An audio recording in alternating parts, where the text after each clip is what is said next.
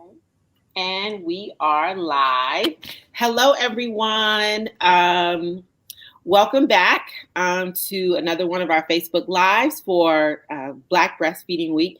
Thank you all so much for joining us. Be sure to tell us who you are in the comments. How do you come to birth work? What your breastfeeding journey has been like, what being a birth worker has been like for you also. So thank you so much for joining us. We thank you for taking the time out of your day because, we're just grateful because people don't have to show up. So we're always grateful when they do. So today's guest is Anjanette Davenport-Hatter. And I am in love with Anjanette. I've talked to her. We talked a little bit. We talked once before this presentation, and I just love her personality. I felt like right away we was homies. So, um, I'm really excited about this because I think that as mothers, we're often last on our list when it comes to care. As care providers, if you're a doula, if you're a lactation support person, people in birth work, we often overlook our own care as well because I don't know anybody who is in birth work that does one job. So we come to this work doing multiple jobs. And so I'm excited about this because it can show us how to pour into ourselves as mothers and as birth workers. So this is my favorite part of the thing that I do is I love to read the bios of Black women because I want to give Black women their roses while they are still here. And I think hearing your bio makes you realize like, oh, I done a lot of stuff. I didn't realize that I had done all that stuff. We work really, really hard. And sometimes we're so busy trying to show up for other people we don't have time to celebrate ourselves. So I love doing this. So I'm going to read Anjanette's bio, and then we're going to get started. Anjanette Davenport-Hatter is the founder and CEO of Harambee Care, where she helps social workers live their best lives. She is also the founding executive director of Your goodVillage Collective, a nonprofit organization that seeks to improve population health through equitable community-based education and support services. As the former owner, executive director of Harambee Care Maternal Infant Health Program of 5 years, Ms. Davenport-Hatter saw a growing need to uplift the social work profession. Through her interactions with social workers in the field and in agencies, she developed an equity-led practice resulting in a highly competent social work skill set delivered with excellence and in strict alignment with the National Association of Social Workers Code of Ethics. In 2016, Ms. Davenport-Hatter began her role as a field placement instructor with higher learning institutions such as Wayne State University and Marygrove College. As a social justice leader, Ms. Davenport-Hatter has cultivated change in healthcare and breastfeeding support at local and national levels. During her tenure as president of Black Mothers Breastfeeding Association, she helped reduce breastfeeding disparities in African American families, thus impacting infant mortality rates in this population. Her passion for addressing health equities led to her participation in the Community Innovation Program for the Massachusetts Institute of Technology, that's MIT, where her leadership resulted in advocacy at the United States Capitol in Washington, D.C., for the reduction of infant mortality, among other benefits through breastfeeding support in marginalized communities. Ms. Davenport-Hatter has worked extensively with organizations that address risk factors for chronic diseases such as Gift of Life Minority Organ and Tissue Transplant Education Program. That is so important. National Kidney Foundation of Michigan, Children's Hospital of Michigan, and through various health initiatives as a member of Alpha Kappa Alpha Sorority Incorporated, who I'm sure is very excited right now. Ms. Davenport-Hatter has served as a panelist for the Association of Multicultural Affairs in Transplantation and Black Mothers Breastfeeding Association. She presented nationally at the National Kidney Foundation Spring Clinical Meeting, where she showcased the social worker's role in improving clinical outcomes in dialysis patients and presented about the implicit and explicit bias in lactation support at the Michigan Home Visiting Conference. Her tireless efforts in working to improve health outcomes in her community has led to her nominations for the WEGO Health Activist Award and the National Advisory Council on Maternal, Infant, and Fetal Nutrition Breastfeeding Promotion. As a certified passenger safety technician, certified lactation counselor, and a trained safe sleep educator, Ms. Davenport-Hatter educates community members about family safety and first food initiatives. Ms. Davenport-Hatter holds a bachelor's degree from Michigan State University and a master's degree in social work from Wayne State University. She is a dedicated wife, mother, and social worker. And Morgan already put a ski-wee in the comments. And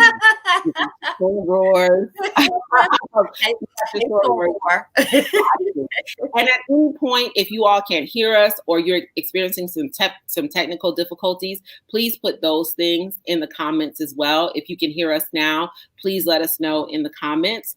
As you can see, we have a guest who's done extensive work and is dedicated to uplifting care providers. So I'll hand it over to you. Thank you, Crystal. Thank you. And you're right. You know, when you hear your bio, you think, "Oh, wow, I did all that." Mm-hmm. So thank you for that. Well, let's get started. Right now, I would like to get an idea on who's in the virtual room. So if you could do me a favor and go to the comment section and just kind of comment about what you do. What's your profession? Are you a caregiver, a social worker, doctor, a full-time parent? Whatever it is that you do, kind of put that in the comments just so we can get to know who's in the room.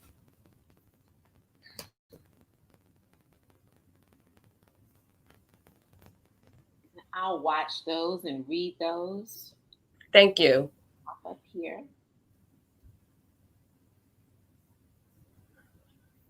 Here.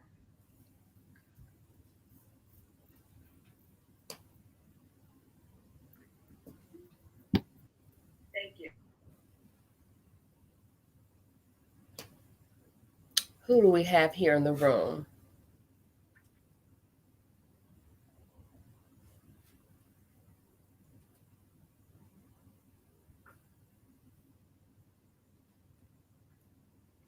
Sorry, Aria Robinson from Healthy Families, WIC Nutritionist, CLC, and IB CLC, and Bailey, let's see, LD Tech and Scrub, Senior Catering Sales Manager for Nationwide Company, single mama to a 3-year-old boy, full-time parent, stay-at-home mom while in my master's program for mental health counseling, as well as becoming certified as an IBCLC. Essence is a social worker and full-time parent, marketing manager by trade, but a mom of 3, a CLE LL leader, and baby-wearing advocate and educator. Welcome. Awesome. This is your Sora. She is a public health professional, Healthy Start assistant director, doula, prenatal yoga instructor. Okay. Thanks, Sora. Catherine Gray, writer, educator, and full-time parent in Mississippi. So that's a couple of people who we have in the room. Welcome, everybody. Thank you, Karen, Morgan, Allison, Essence, Miranda, Kylan, Donna, Jamez, I think I'm saying that right, and Anne. Thank you for showing up for us today. Awesome. And this is the same Crystal, because I don't have access to the screen. I know we used to work together in the dialysis facility. So, hey, Essence. And hey, Kaylin. Okay. So thank you for that. Also, so since we're talking about self-care, I'm always interested in where people are in their self-care process. And so if we could also go back to comments and just kind of type a little bit about, well, no, not so much that. I want to know if you have a self-care plan that you implement daily. Not that you have one that you've been thinking about, but if you have a self-care plan and you have been implementing that daily, type yes or no in the comments. Just to kind of get a baseline of where we are in our self-care process. If you have one and you implement it daily, type yes. If you don't, type no. Well, we have yes. Cheryl says yes. Okay. I'm going to say yes. I have one that I implement. Great. Have some no's in here. No, okay. No. Yes, yes, yes. Allison said, "Gots to." Okay. Miranda says prayer, yes. Jamise says no, I like to work on it. Okay. What's up here? Catherine says no. Jamise says yes, I like to work on it. Okay. So that's where we are. It seems a little 50-50, I would say. All righty. Sounds good. Thank you. So, okay, well, let's talk about what is self-care. And so self-care it describes activities, which means these are action steps. This is something that you do. And so it's activities that's undertaken by individuals and the wider community in order to improve health, prevent disease, and manage illness. I always talk about self-care as illness and disease prevention. Mental health is physical health, and the best way to manage mental health is through having good self-care. It also encompasses a broad spectrum of activities and decisions. So you're making conscious efforts, you're making decisions for yourself to maintain a good level of physical and mental health. And so what self-care is not, it's not something that we force ourselves to do or something that we don't enjoy doing, because then it becomes just another task. And we don't want self-care to just be another daunting task on your list of things to do. And self-care isn't selfish either. It's not a selfish act. It's not only about considering our needs, it's rather about knowing what we need in order to take care of ourselves and being able to subsequently take care of others. That is, if I don't take enough care of myself, then I won't be in a space to give to my loved ones, to my clients, or to those around me. And so I like this quote by Agnes Wyman as it relates to self-care, and it's something that refuels us rather than takes from us. So it's a feeling of sorts. And so here are just some examples about of self-care. And most of these things I try to implement, if not daily, then, somehow incorporate into my self-care schedule. And sometimes people need a visual of self-care. Whether it's going outside and taking a gaze at the clouds. Sometimes you just need to step away and just get back to nature, do something basic, do something simple. One of my favorites is something I was already doing before I started doing this self-care workshop, and it's inhaling a scent that I love. I have diffusers in my home office. I have it at our office. Outside of the home, I bought one for my daughter for Christmas. It's just something about aroma and aromatherapy. And now that we're in a space where we're wearing masks, something that I've done and I've shared with others is to put just a teensy-weensy drop of essential oil inside your mask. And you'll be able to inhale your favorite scent as you're out and about in the community. Except for peppermint, that burnt my face. But if you can, just choose a scent and you can experiment, drop a little tiny dab, just a tiny bit goes a long way inside your face mask. And you'll be amazed at how much more pleasant your experiences out in the world can be. Doing a mini declutter, taking a different way to work, or wherever you go that's normal grocery shopping, whatever you do. And I always think about, I'm not sure if there's any Parks and Rec fans, but Tom and Donna, the characters from Parks and Rec, they had that treat yourself and they were always splurging. So treat yourself. And you don't have to splurge and go high, but you can treat yourself to something very basic. Sometimes it can be free, just as long as you just treat yourself. And to also unplug and unwind sometimes. Just turn your cell phone face down, just so that you're not inundated by notifications. If you're wearing a smartwatch, maybe you can turn the sound off so that it's not dinging, every 10 seconds, or leave your cell phone or your device in a different room. Just to kind of gradually build up to unplugging, because we're such a plugged in society, especially during this pandemic, and we're just so inundated by devices. Sometimes it's best to just unplug and step away. And then in the middle, focusing on things that you can control rather than overwhelming ourselves on what we can't control. Staying in that sphere of things you can control, like your sleep routine. You can control when you go to sleep and when you wake up. You can control how you speak to yourself. And so when you take conscious efforts to speak well to someone else, use that same energy for yourself and speak kind words to yourself. You can control who you follow, especially when it comes to social media. And we'll get to that in a little bit. You control the boundaries. You set boundaries. And I call it training people. You train people on how to treat you by what you accept and what you don't accept. And one of those ways is setting firm boundaries. You can control what you eat. More recently, we have replaced all the cookies and chips, although they were lightly salted because my husband has hypertension. Thankfully, it's controlled. But we have replaced those type of snacks with healthier snacks. And so if my husband wants something sweet and crunchy, then he can get an apple or a pear, or we have Skinny Pop, naturally whole grain foods. And so if you only have healthy options to choose from, then you can't go wrong. And then also you can definitely control when you ask for help. We can't do it all, and we shouldn't pretend that we can. And so making sure that we know when to ask for help is very important. And going more into what self-care is not a sign of weakness. It's a sign of strength. It's not only for some people, it's for all people.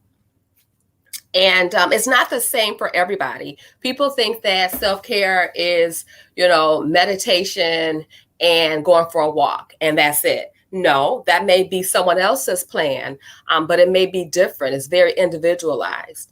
It's not only emotional care. Self-care can also consist of physical activity. Maybe going to the gym is your way of doing self-care. It's not something to keep quiet. This is something that we should be shouting from the mountaintops, normalizing self-care. And so what I did, because I like to practice what I preach and do as I say and as I do. And so what I did is last week I did a self-care vacay. And it was the whole week. And I decided to put that as my out of office message for my email. I was like, hey, I'm on a self-care vacation this week. I don't have access to email. And so I want people to get used to seeing people using self-care as an action. And the more that people are seeing it, the more normal it would be. And then other people can then begin taking those steps as well. So that's just something that I did. Okay, so who needs self-care and why?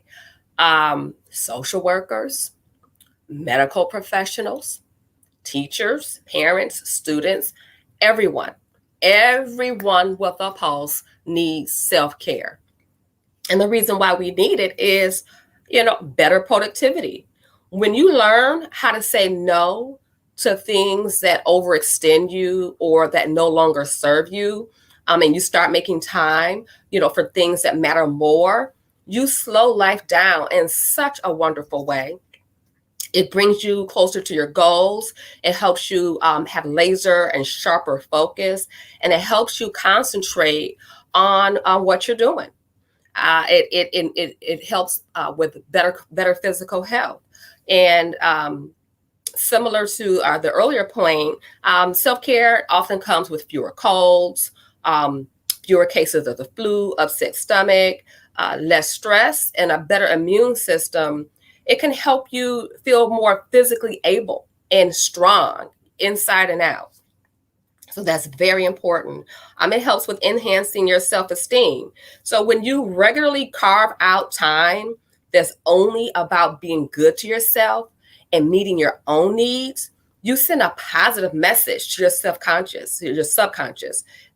Specifically, you treat yourself like you matter and that you have intrinsic value, because you do. And, this can really go a long way toward discouraging negative self-talk and that critical inner voice that we all have.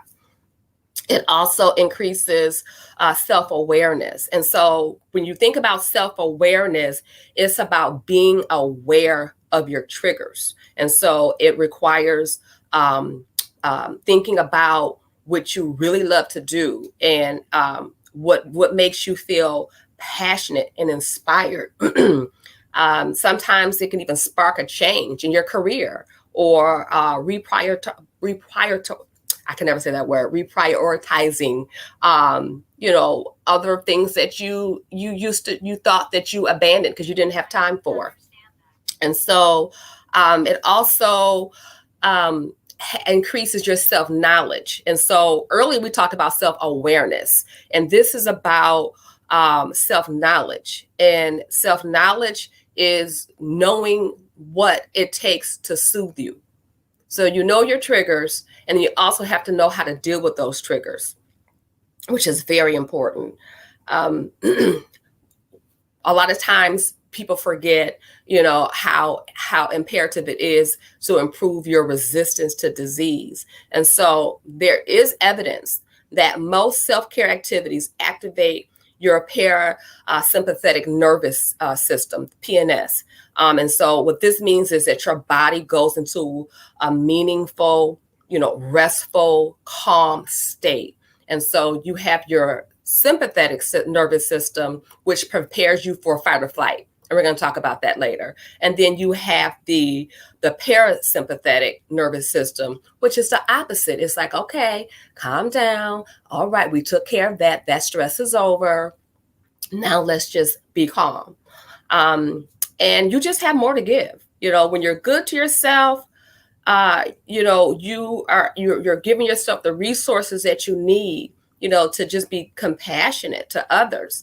And it's sort of like filling your bucket.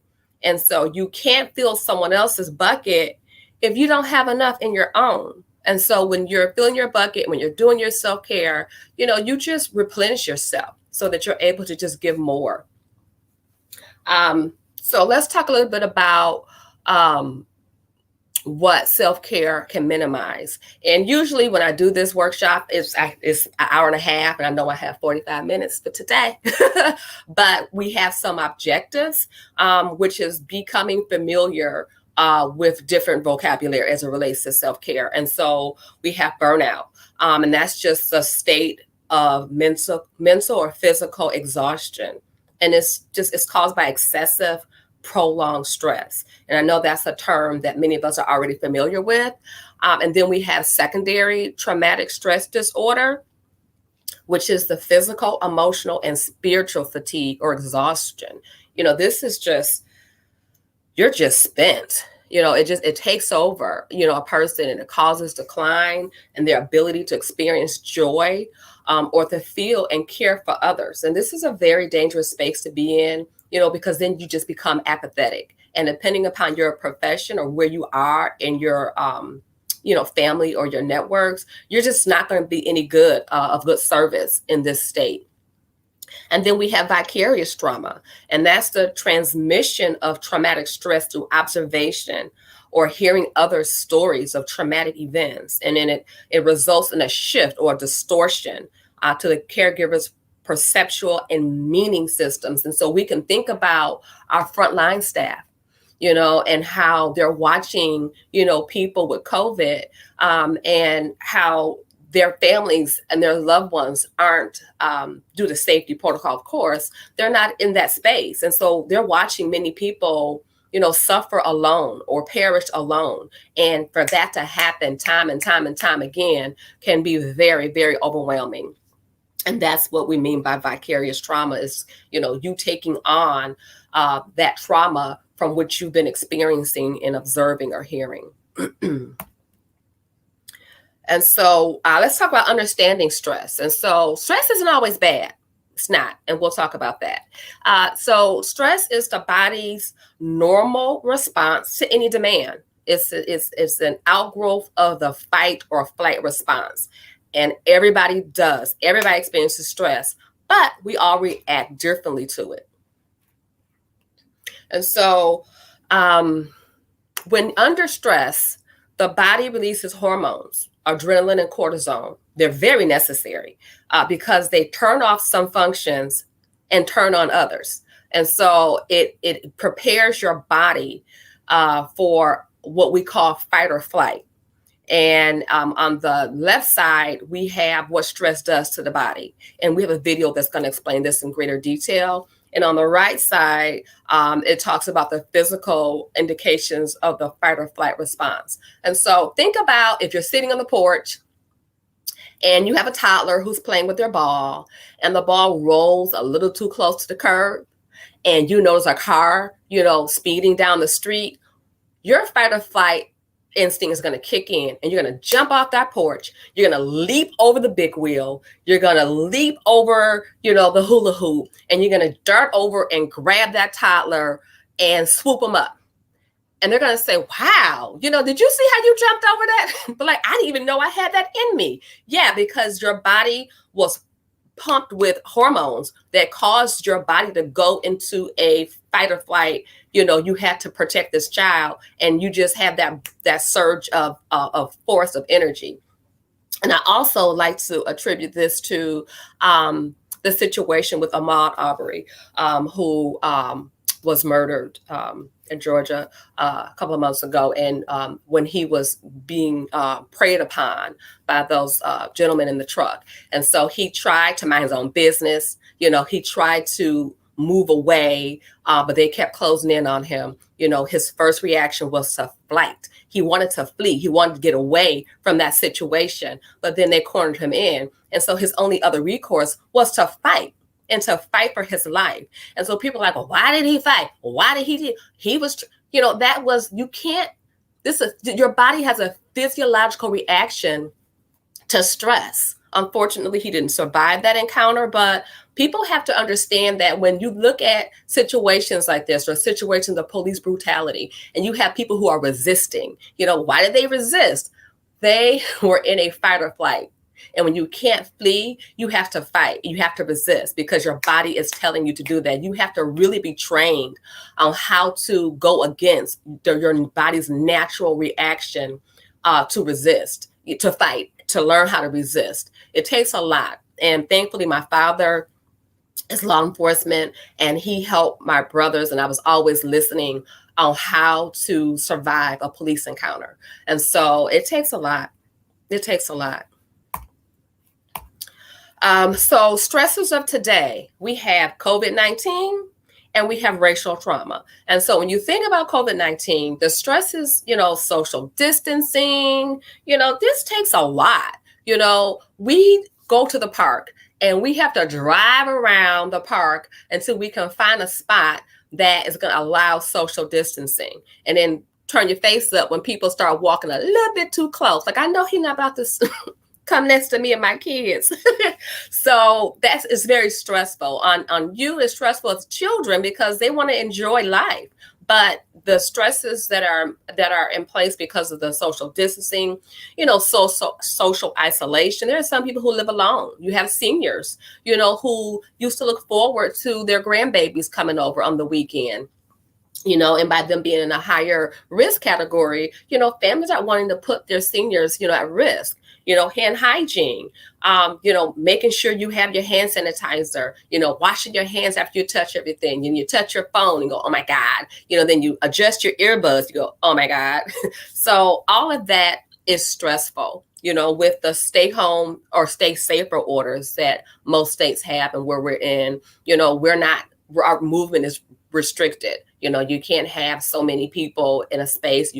Certain places, the movie theaters still aren't open. You have your inconsistent messaging, through leadership, and just high rates of mortality. It's exhausting. It's stressful.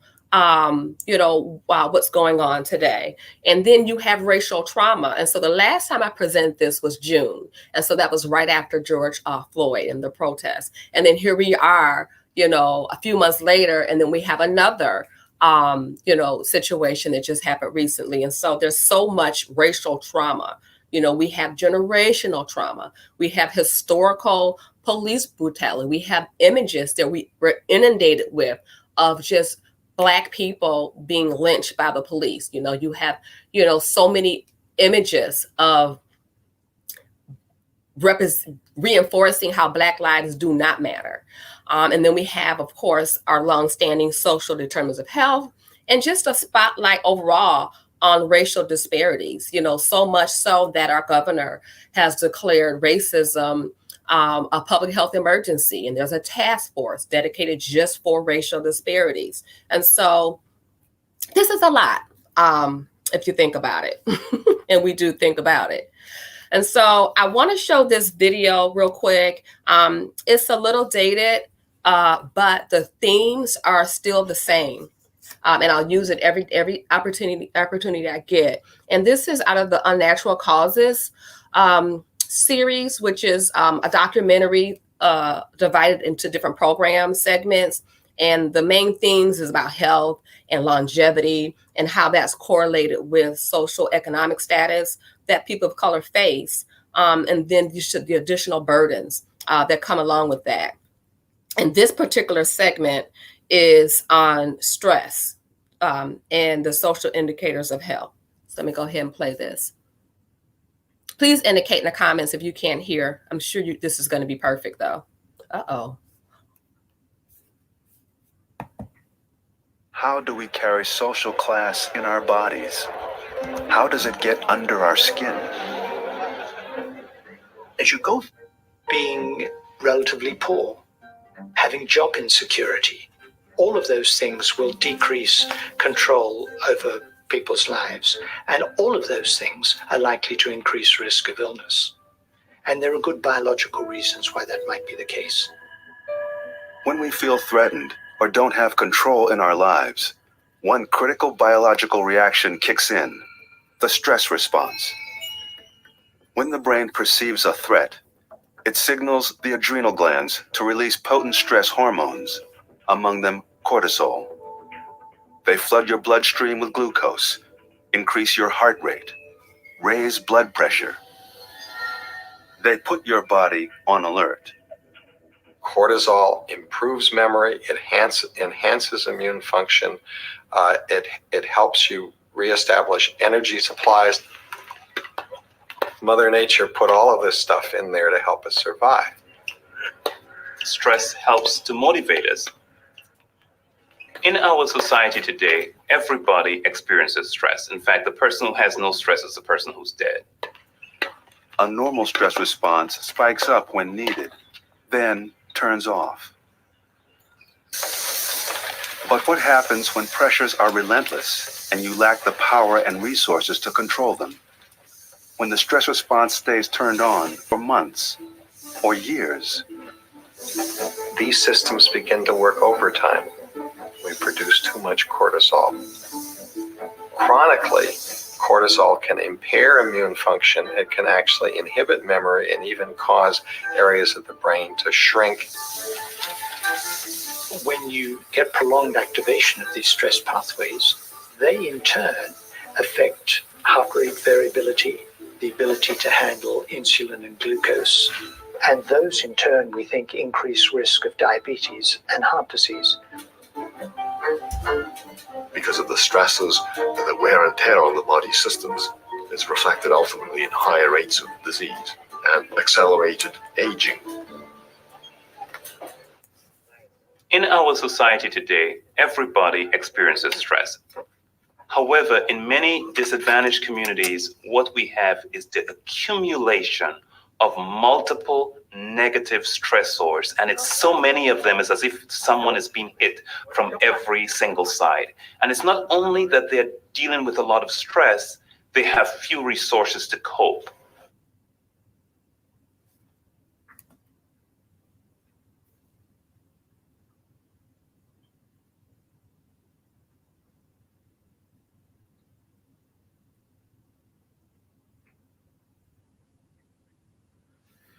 Wow.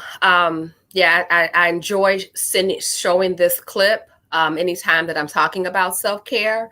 And I just want to have a mindful moment just so that we could give space to understand that stress can feel different and manifest itself differently based on, the individual and their individual circumstances, such as race, where people live, and where they work. And so I just wanted to just give just a couple of seconds of a mindful moment space.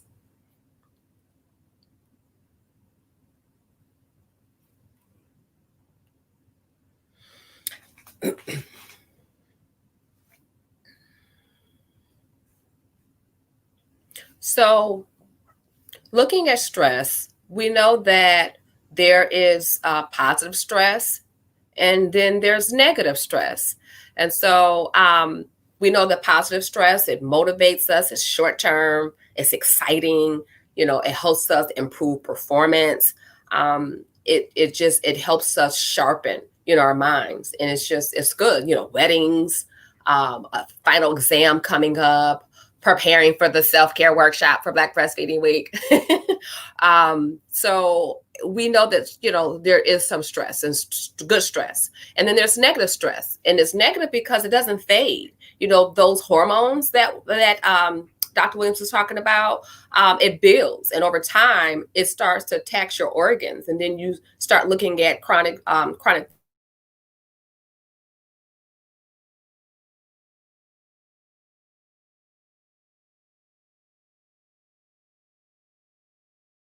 I'm going to zoom straight through them.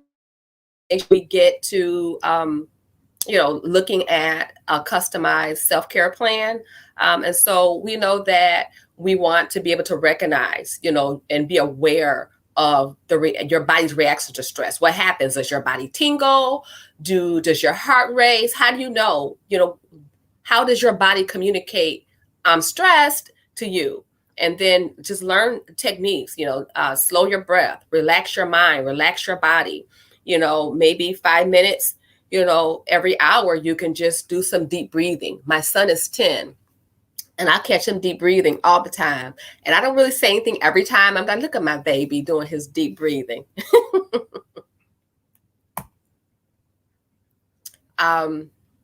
Yeah, we kind of talked about what's within your control, what's not in your control. Practice being mindful, be present, not always thinking of, we like to strategize. So we're always thinking of the next best plan that we need to do to move this idea or our family forward. Sometimes it's just, let's just be present. Let's do some positive self-talk. Let's just take some time when we can just be.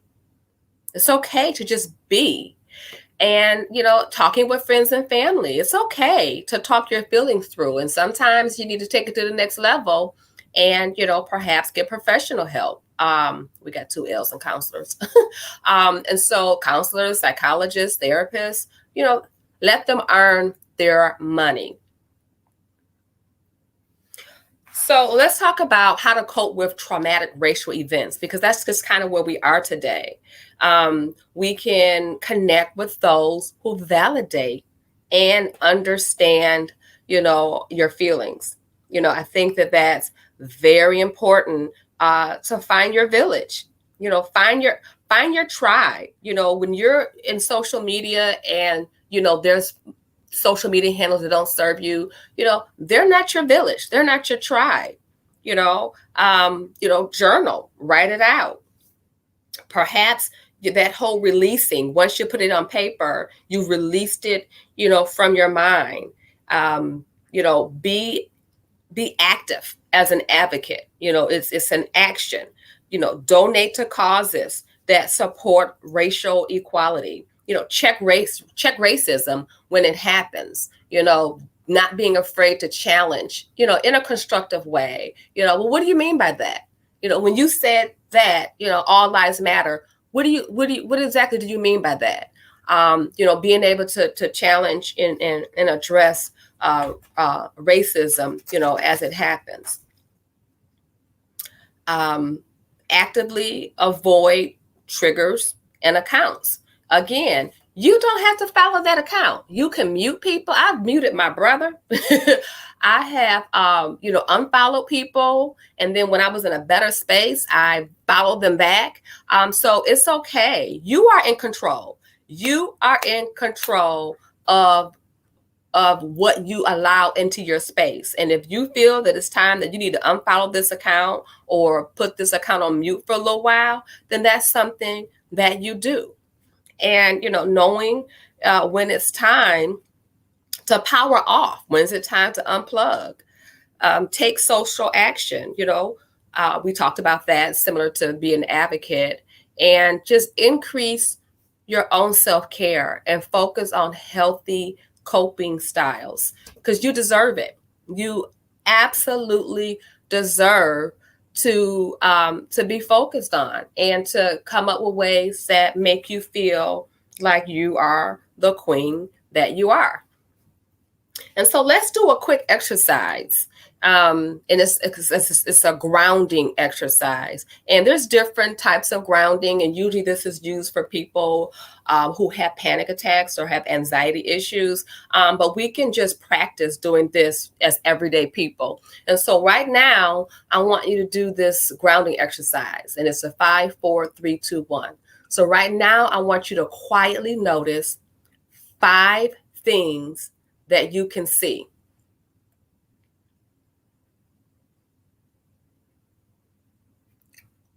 4 things that you can touch.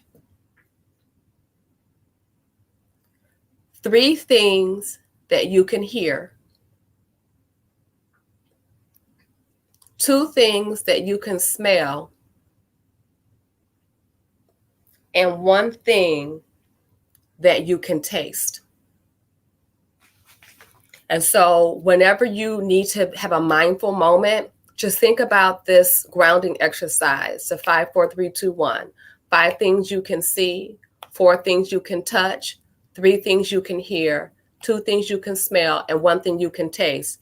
And if you do it right and you're present, you'll be brought to a space of calm and peace, because it distracts you from that negative, stimuli. So there are different types of self-care. There's physical, there's emotional, social, spiritual, personal, space, financial, and work. So right now, I want you to go to your comments and just kind of jot down which type of self-care is your favorite, whether your self-care is physical, emotional, one of these categories. Type that in for me.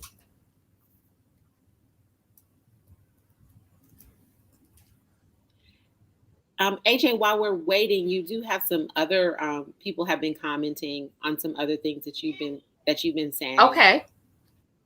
Yes. I can't give someone something I don't have. Fill the bucket. Mm-hmm.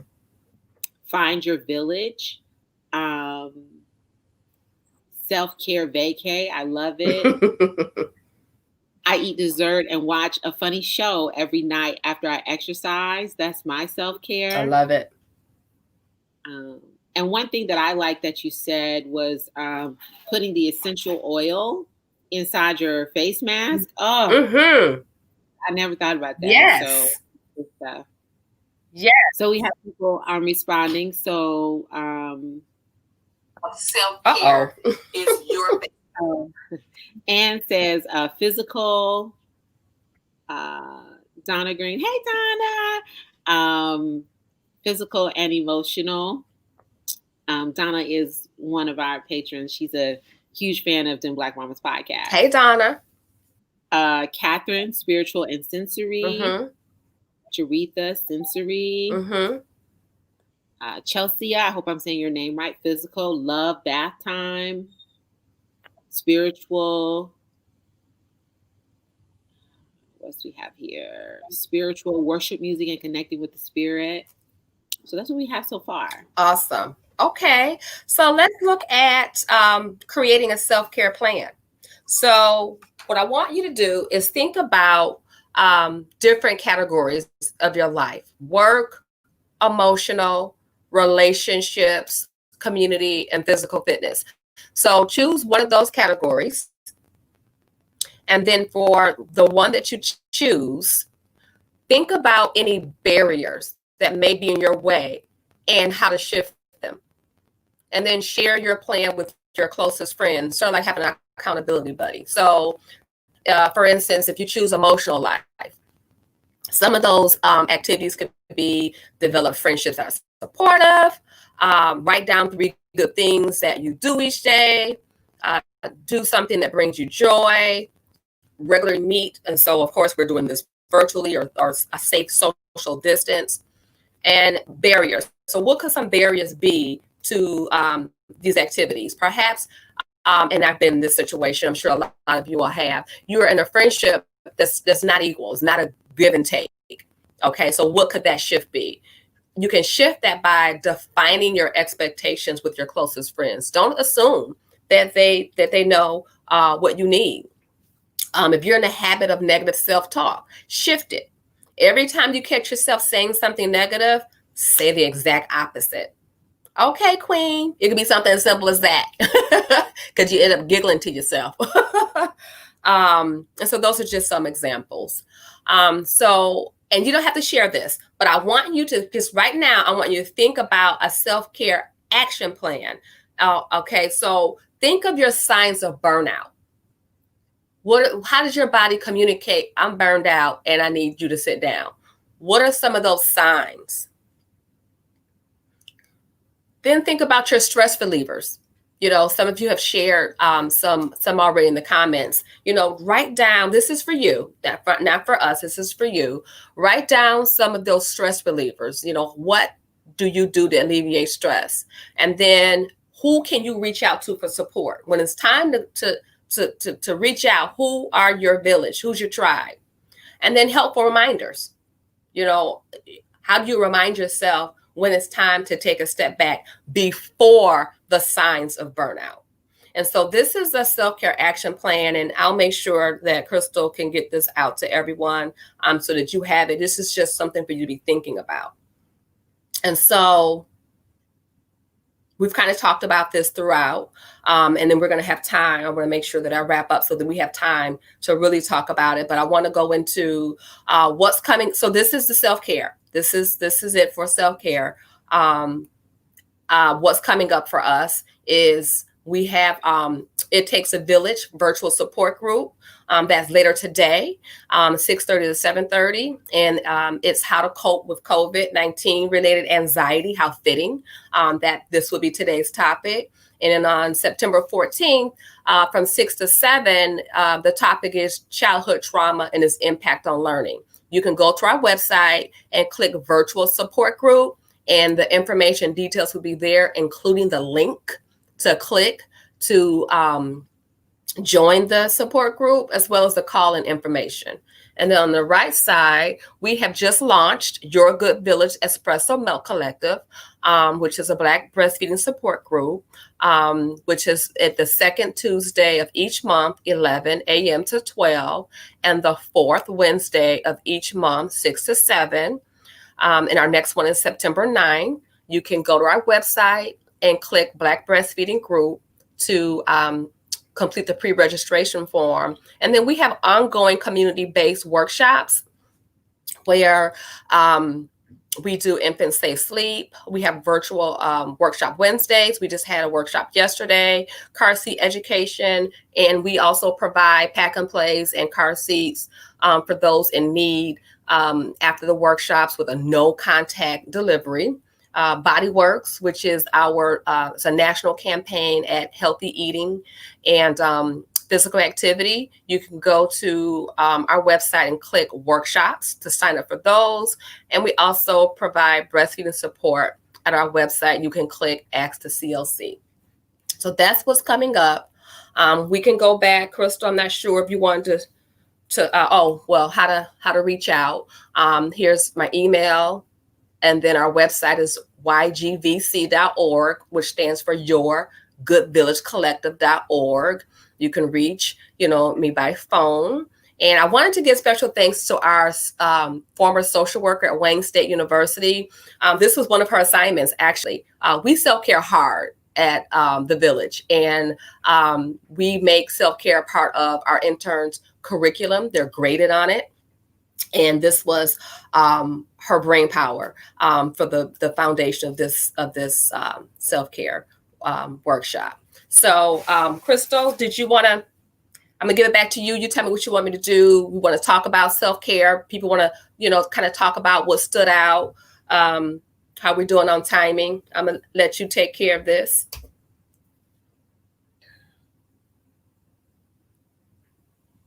I'm just talking. My mic is muted. Oh, are we on delay? We have about 10 or 15 minutes left. So if you have questions, please put those questions in the chat, and I can put them up on the screen for AJ to answer. So while we're waiting on those questions, one of the questions that I had is, when we were choosing a self-care plan, you asked us to pick one mode of self-care that we like. And I know myself, I'm horrible at picking one thing. And so I wanted to ask you, why only focus on one? Okay. Is there a specific reason for that?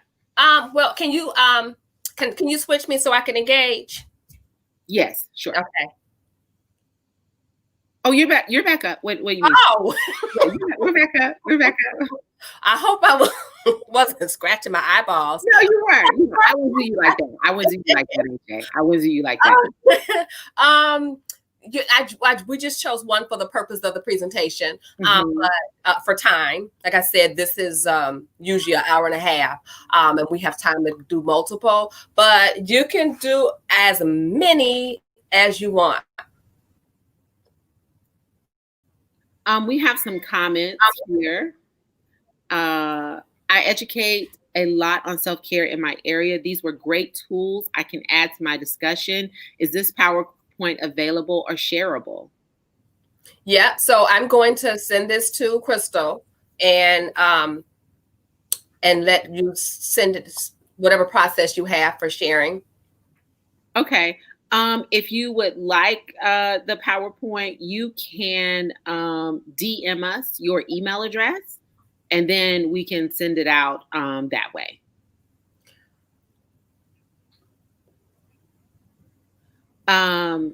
Let's see, we have another one.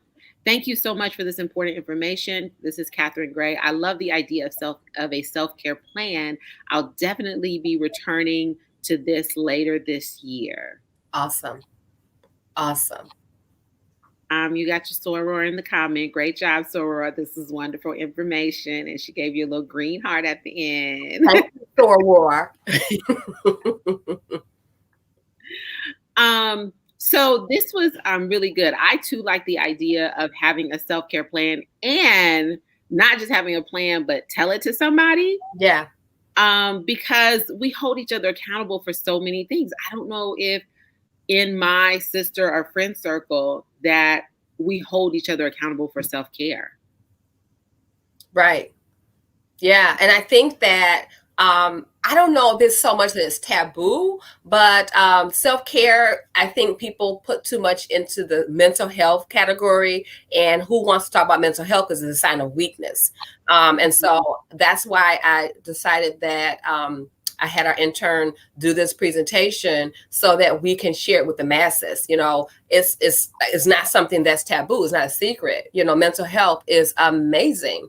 I'm in therapy every other week, because in order for me to be able to perform at my best and my fullest potential, there's some things to be worked out and to implement self-care, because I know that I'm valuable, I'm worthy, and I have value. And so I want to make sure that women and men, families, children know that you matter. And your self-care, like I said, my son does his deep breathing. And so I have girlfriends who now say, oh, no, I can't have that in my energy, where they otherwise would have. And so I think that having an accountability partner, it normalizes self-care, and it just helps, reinforce that we matter. And something that I really liked about the presentation too is that you made self-care accessible. So I think sometimes when we think about self-care, we feel like we have to go spend money in order to make it happen. And Right. so a lot of which is fine, but it's not what you have to do. Right. So I like that a lot of the examples that you gave don't require money, especially the part about there are things that you can control. Like you can totally control who you follow, unfollowing people and muting people. And I'm telling you, I used to wake up in the morning and the first thing I would do was look at the social media for my podcast. And when I stopped doing that, first of all, my day was much more productive and I was just a lot happier. Right. I cut down from keeping my TV on the news all day to just giving myself 1 hour a day of news. Yeah. Entire mood change. I was shocked because I was like, I'm not going to be in the know. I got to know what's going on. Right. Like I was caught up in the 24-hour news cycle. And I mean, I ain't a reporter, And then I realized, know all that. and then I realized they say the same thing every hour. It's breaking news. And it's the same news. It's the same news. But it just made me feel a lot lighter and a lot happier. So I love that you made that you counted those, that you reveal that those things are self-care and that those things are completely accessible and within our control. Absolutely. Great. Anne says, thank you for this session. I plan to share these tips with the mamas and families I work with at WIC. Awesome. Brianna, thank you for this presentation. I feel like my self-care was so much better pre-COVID. Things like social meetings with friends and group workout classes were my go-to. So just as I've had to get more creative with my children's activities amid this pandemic, I will have to apply that to my self-care routines. Thanks again. Awesome. You're welcome. Thank you. Yeah. So thank you so much. This was really, really great. And again, if people want the presentation, you can just send us, some people put their emails in the comments, so they really want this presentation. Okay. And I still don't have access to that. So Okay. do you have access to that? Yes, I do. I do. Awesome. And so we can make sure that we get that out to them. I do want to quickly tell you all what we have coming up in terms of Facebook Lives. Right quick. So let me just that one right quick.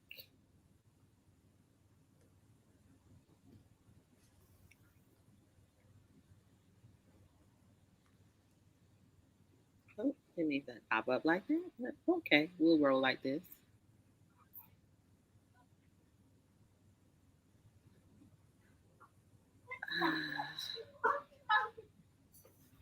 Okay. So we have another